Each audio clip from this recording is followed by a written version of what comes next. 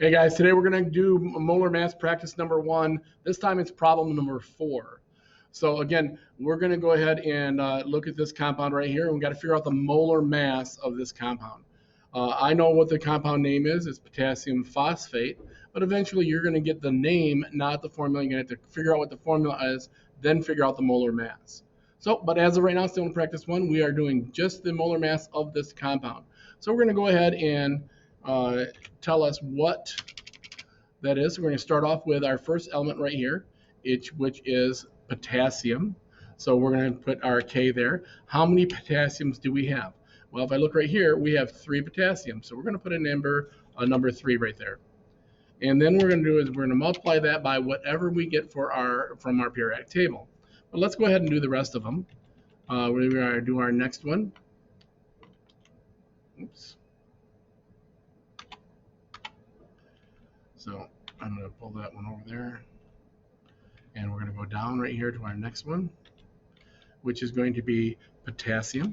Now again, we don't put our polyatomic ions together or weigh them together unless we know what they are, but we're going to do this separately. So we have how many potassiums here?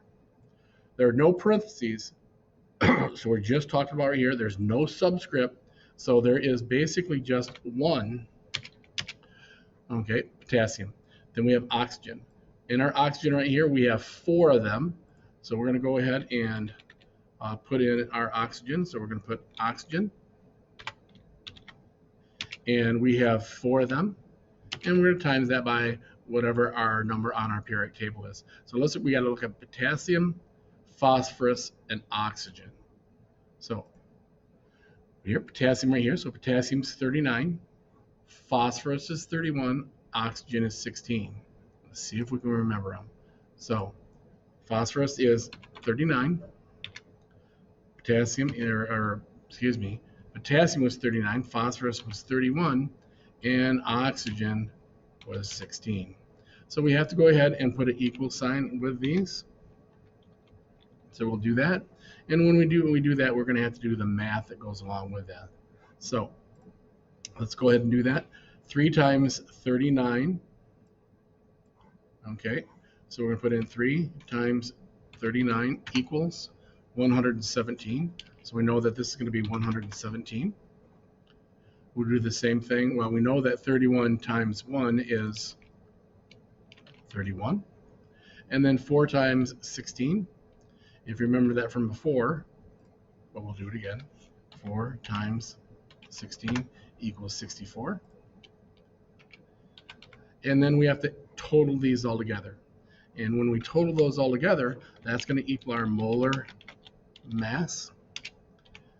Okay, and so we're going to go ahead and total those all together. So we'll clear that. 117 plus 31 plus 64 equals 212.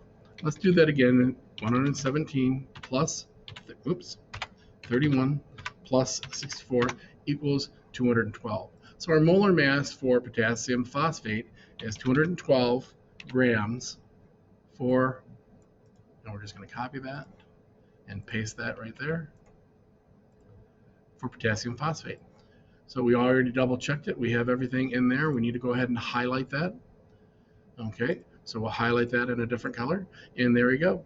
Now we can't have a number without having what that represents. So in this case is grams. So we have grams, and then we have potassium phosphate. So please make sure that you label that and don't just give me the number. I'm not going to accept the number on any type of an assessment, so make sure that you have that there.